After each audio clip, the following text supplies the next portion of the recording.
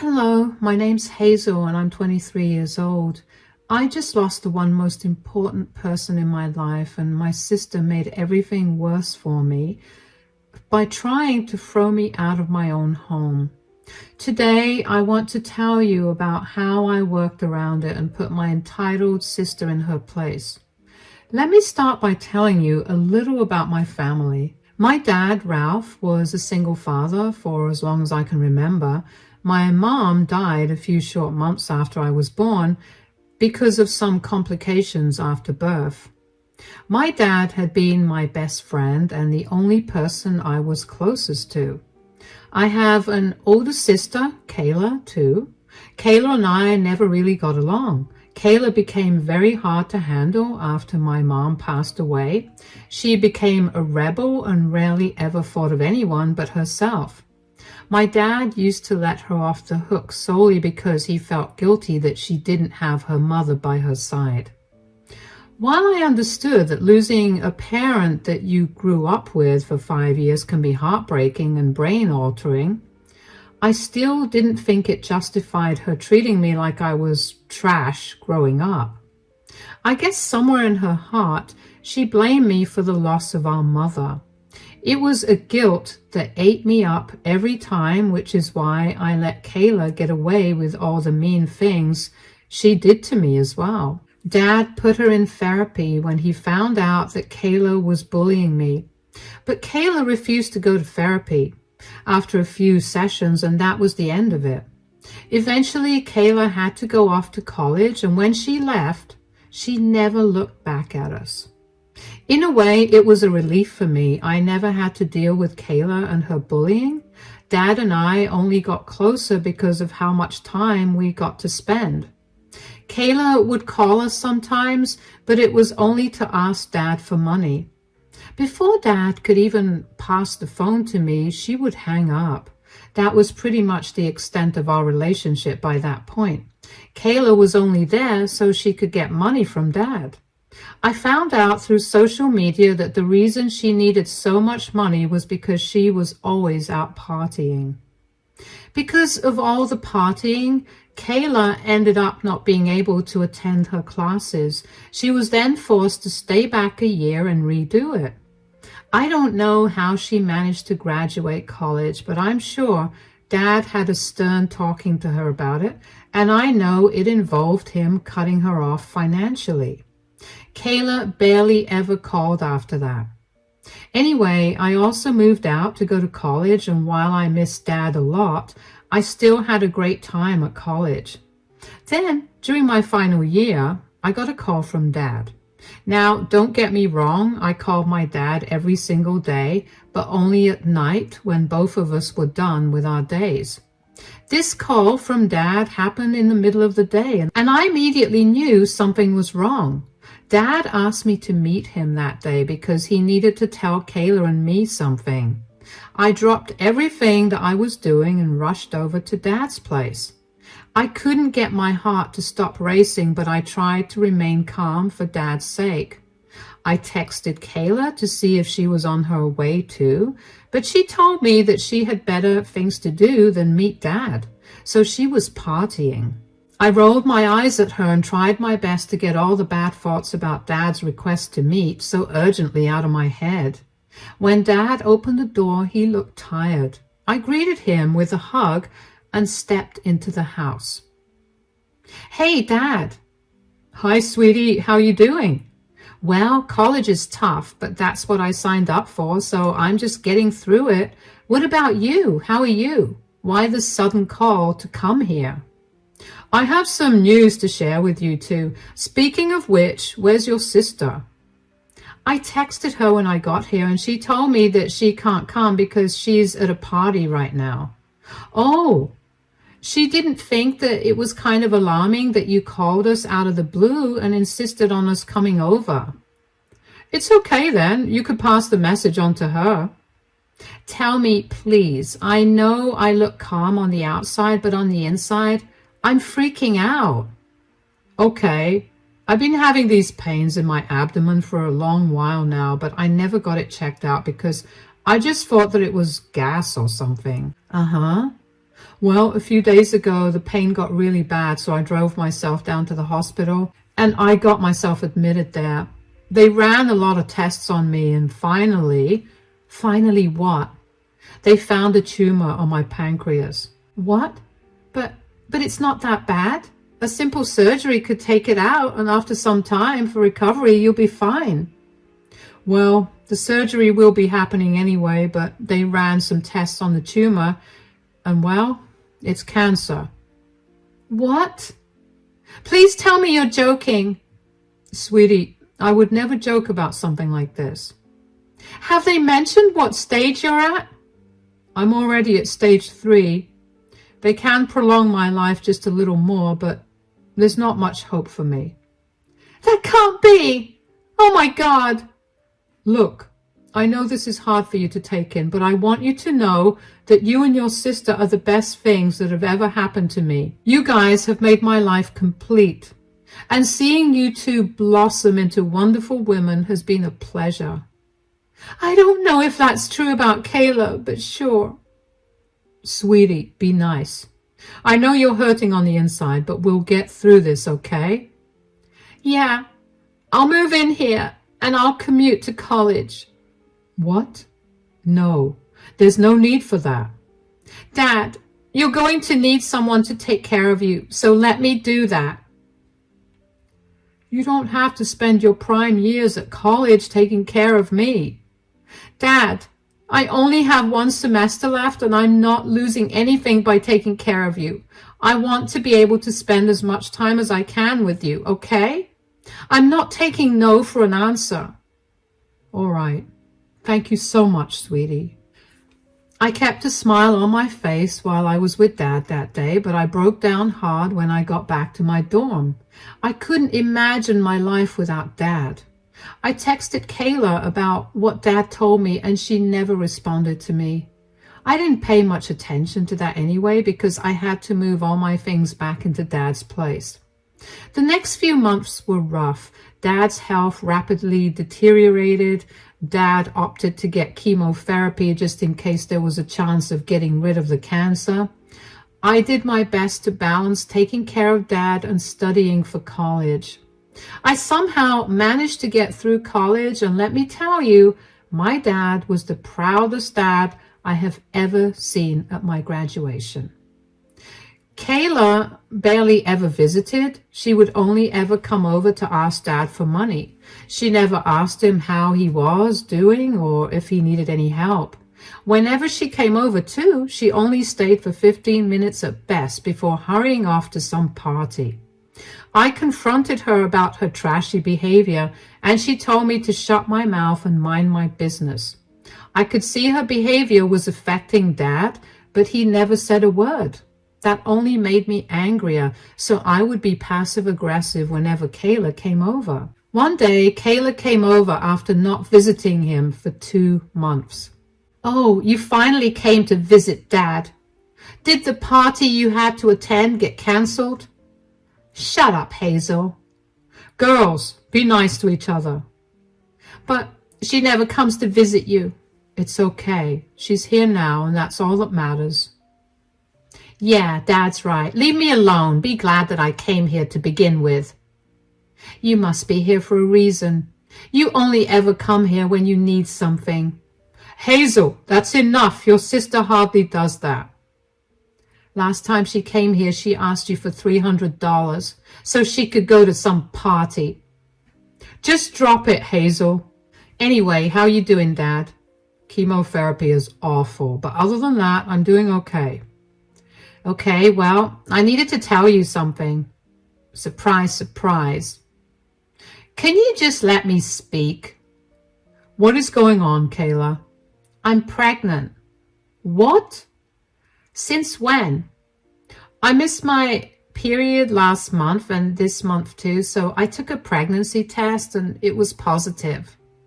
Okay, and do you know the father of the baby? That's the thing. No way, you don't know who the father is, Kayla. You're barely earning anything. How are you going to take care of a child? You think I'm not worried about that? I wish I knew who the father was, but I can't seem to remember. You know, Kayla, I expected so much from you. I never thought that you'd be the kind to be this irresponsible. I never let anyone say a word against you for your lifestyle, but this is way too irresponsible even for you. I know, I don't expect any help from you. I just wanted to let you guys know about this. Good, because I would not help you out anyway. Wait, are you being serious? Of course I am. I'm done bailing you out of your problems. I'm already stressing out about how long I have left to live, and the stress of helping you raise a child is not something that I want to deal with. But I'm your daughter. How can you do this to me when I'm pregnant? You're kidding, right? You barely visited Dad after he got diagnosed with cancer, and you expect him to help you out? I'm sorry. I live a more fulfilling life than you do, but I don't have that kind of time to be here. And using that as a reason to make me and my child suffer through poverty is just plain cruel. That's not the reason. Now's the time for you to get your act together. Stop acting like you're still in college. You're 27, for God's sake. Act like it. Get a better job and work towards making a future for you and your child. Wow. You're the worst father ever. Kayla left, and neither Dad nor I made an effort to stop her. I was shocked at the news of Kayla's pregnancy, and so was my dad. But I was even more shocked that my dad put his foot down with Kayla. After years of letting her get away with everything, 27 years of her nonsense, by the way, he finally had enough. I guess he realized that he'd done more damage by letting her have her way and decided it was time to stop doing that. I was annoyed by how spoiled Kayla was and how she could just so casually tell Dad that he was the worst when he was barely making it through every day. I knew Dad didn't react to that, but I knew that on the inside he was hurting. Neither of us addressed Kayla's visit after that, mostly because only a week after Kayla visited us, Dad's health declined a lot more rapidly than it was doing before. He was rushed to the hospital where they conducted huge amounts of tests on him. When they were done running tests on him and once they stabilized him, the doctor told me that my dad only had 2 weeks to live. I was gutted. I couldn't believe that there was an actual time limit to his life. Until then, I managed to live in the hope that Dad's treatment would work, but clearly it didn't. I sadly delivered the news to Dad, and he seemed to be relieved. He told me that having an idea of when he was going to pass was better than living in fear of not knowing which day was going to be his last. We spent the rest of his days in the hospital. I barely left the hospital, and even when I did, it was only for a quick shower and change of clothes. One day I came back to the hospital after having left Dad to go home and check in on him. Hey, Dad, how you doing? Not so good. Gosh, who'd have thought that learning that you only had 2 weeks to live would feel so depressing? Tell me about it. I don't know what I'm going to do without you. Oh, sweetie, you'll be more than fine, I'm sure of that. You're the last family I have, and I don't know how I'm going to go through life without a family. Hey, you have Kayla at least. Dad, both you and I know that Kayla would rather make a pig fly than be there for me when I need help. Okay, well, just because I'm gone physically doesn't mean that I'll be gone from your heart. Besides, you'll eventually meet many people that you'll learn to consider your family. I can only hope for that. But speaking of families, I need to get my things in order. Do you think that you could ring up my lawyer and ask him to come by this evening? Of course, but if you don't mind me asking, how are you distributing your things? Well, I was thinking of giving you and Kayla an equal split of everything. I don't think you should do that.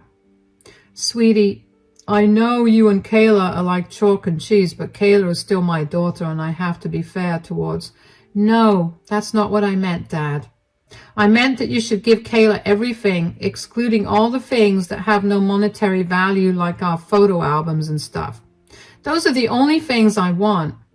What? Why would you want me to do that? I know I gave Kayla a lot of slack the last time she was over, but I also don't want her or my future niece or nephew to be struggling. I'm sure she'd appreciate the help way more than I will. But sweetie, you've spent the last year by my side and you never got to set foot into the work scene. You might struggle to get a job. I'll figure that out by myself. I have enough saved up right now to get by a few more months. Please just do this one thing for me, Dad. You're an amazing person, Hazel. I don't know what I've done to deserve a daughter that's this kind and big-hearted, but I sure am lucky. Oh, hush, Dad. Now, why don't you get some rest? I'll call your lawyer and have him meet you in the evening. I know I sound like a saint and you're wondering what happened to all my distaste towards my sister. The thing is, even though I'm not the biggest fan of my sister's life choices, she was still my sister at the end of the day. I didn't want her to be stranded with nowhere to call home or any way to take care of her child. Worse even, I didn't want the child to enter the foster care system. So if I had to give up my share of the inheritance, then so be it. I called the lawyer for Dad and I let them talk all evening. The lawyer left a copy of the will on Dad's table after he left. After my dad fell asleep, I couldn't help but sneak a peek at the will. Dad did listen to me about giving Kayla the entirety of the inheritance, and I was relieved to see that. I know my dad enough to know that he's always very stubborn about getting what he wants only. But then I noticed the fine print at the bottom of the will that stated that the only way for Kayla to get all the inheritance was for her to find the father of her child within 2 months of his passing. I knew it. My dad was stubborn and always had to have his way. I couldn't help but feel so loved when I saw that, though. Even when he was living his last few days, he had my back. When I confronted my dad about his little clause, he told me that he was giving Kayla a fair shot at getting her act together. And he knew that I had a kind heart anyway, so I would split the inheritance with her, even if she didn't find the father of her child. He was just trying to help her get her life together. Dad passed away a few days after that, and I was beyond devastated. I was the one who came to his room and found him cold. I barely remember much of what happened after, but I know that I was one who took care of all the funeral arrangements. I wanted it to be done as soon as possible, so the funeral took place 2 days after Dad's death. At that time, Kayla came to live with me. She barely seemed affected by Dad's death, but I didn't focus too much on it because I figured people grieve in different ways. Dad's funeral was hard to get through, but seeing so many people there made me feel good because I got to see how loved my dad was. After my dad was buried, Kayla went back home and I stayed back to talk to Dad's family and friends. While Kayla was there, she managed to find the copy of the will that I had seen when Dad made the will. She knew that she was the inheritor, and I imagined it made her very happy. Because when I got back home, I found all my things packed and kept in the living room, and I ran up to my room and found it empty. All of my things were gone, and only the bed and the dresser were there. I walked downstairs and saw Kayla standing there. Kayla, why is my room empty? Oh, I decided to get some cleaning done. And you thought that you should clean out my room, literally? Yeah, oh, I meant to tell you that you need to leave. Excuse me? You heard me. You need to get out. You can't throw me out of my own home. This may be your home, but now this house is mine. Or did you forget that Dad left me this house? It's barely been a week since Dad's funeral and you're already kicking me out? Do you not think that's cruel to do to me? It may be cruel to you, but I know that I need all the space I can get for when my baby comes. If that means throwing you out, then so be it. Where am I even going to go? I just graduated college and I spent the last year taking care of Dad. I barely have any money. I would love to give you some advice, but I don't care enough about your problems. What's wrong with you? When did you get so inhuman? Gosh, stop being so dramatic. Your life isn't ending. I'm just telling you that you need to move. I'm not going anywhere. I'll sleep on the bare floor if I have to, but I'm not leaving. This house is mine now, and I get to make decisions regarding it. You have to listen to me. I don't have to listen to a single word you say. You're a cruel person. You know how much I've been struggling since Dad died, and you're making things worse for me for your selfish reasons. You think I'm not struggling with Dad's death too? I'm only looking out for my child in the same way that he looked out for me by giving me everything he owned. I know that he only gave you everything to help you kickstart your journey as a single mother. I'm sure he never thought that you'd be capable of throwing me out of my own home, because if that thought even crossed his mind, he would have split the house between the two of us. Sure, but he didn't do that now, did he? It's mine. And if you don't leave right this instant, I'm going to call the police and have you escorted off my property. Please, just at least stay tonight. Absolutely not. You always got your way with Dad, but that's not going to happen with me. Wow. Okay, you're going to have to keep my stuff here for the night. I'll figure things out, and then I'll grab my things. You have until tomorrow to get your things, or I'm throwing them out. How do you expect me to figure things out overnight? Not my problem. Fine. Just so you know, this house won't be yours for long. What are you talking about? Maybe you should read the fine print on Dad's will, and when you need help, best believe that I'm not helping you out at all. I was fuming. How could Kayla be so heartless? What did it take for her to be a human? She was going to have a child, and if she couldn't treat her sister with respect, how was she going to treat her child? I drove around for a long while before I finally calmed down enough to find a place to rest. I called my best friend up and explained my situation to her. She assured me that I could stay at her place for the next 2 months until I got my place back from Kayla. I went over to my best friend's place that night and only went back home the next morning.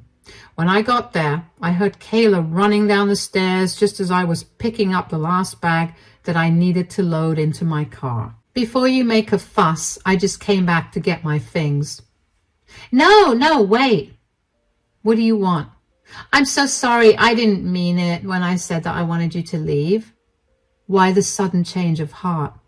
I read the fine print like you asked me to, and I had no idea that Dad had done that. Oh, well. How could he expect me to find the father of my child in 2 months? I don't even remember which club I was at. I would love to give you some advice, but I actually don't care about your problem. Are you seriously throwing that in my face right now? Would you rather I throw it in your face when I get you to leave this house in 2 months? Please don't leave. You can stay here if you want. You can even take the master bedroom. I'll give you all the privacy you need, and I'll make all our meals. You already showed me your true colors, Kayla. You tried to make things worse for me when I was already at my lowest. I don't want to live with you. Okay, but you won't actually throw me out if I don't find the father of my child, right? You have 2 months to either find the father or you can leave. How can you throw a single mother and her child out onto the streets that way? How could you throw your broke sister out into the streets like that? You showed no remorse. You know, I was the one who told Dad to give you everything because I thought you'd need it more than me. Clearly, Dad had my back, and I'm grateful for him. You asked Dad to give me everything? You have no idea how much Dad didn't want to do that. You didn't care at all when Dad got diagnosed with cancer. You barely even visited. The one time you stayed for longer than 15 minutes, you told us you were pregnant. You don't deserve this house or any of his money. Please forgive me. Look, I'll even get down on my knees. What are you doing, Kayla? Get off the floor. No, I'm really sorry. Please forgive me. What I did was horrible, and I promise that I'll work hard to make sure that I make up for my huge mistake. Please don't throw me out. You have 2 months, Kayla. I know you have enough money saved up to get yourself an apartment. I'm going to go now. I'll see you in 2 months. Honestly, I did feel a little bad for Kayla, but I was in no place to do anything about it. She had been disrespectful over and over again, and I was not okay with that. I did my best to be there for Dad and make sure that Kayla was also taken care of. I did all the work that the two of us should have been doing together, and I still let her reap all the rewards. I saw no reason for her to have her cake and eat it too when she was so ready to let me suffer. There was no empathy behind her eyes when she told me to leave the house, so I saw no reason to show her any empathy either. Over the course of the next 2 months, I landed myself a good job and I lived with my best friend. I waited patiently to see if Kayla would find the father of her child. Kayla would regularly text me and call me to try and get me to change my mind, but I wasn't budging at all. She needed to learn that all her actions had consequences. And yes, I knew that this was harsh, but it needed to happen. Kayla's calls and texts only got more frequent and more desperate the closer we got to the 2 months' end. I stuck my ground and did not let her tears get to me in any way. I made sure that she was not stressing out too much either because I didn't want the child to suffer. I made sure to go over whenever I could and get her food and other necessities. I explained to her very calmly why I was doing what I was doing. Kayla kept apologizing again and again, but I knew that just because she apologized, it didn't mean that she had changed. I mean, I watched her use my dad for months while he was on his deathbed and then apologize when I confronted her, only to go back to asking Dad for money a week later. I was not going to trust her at all.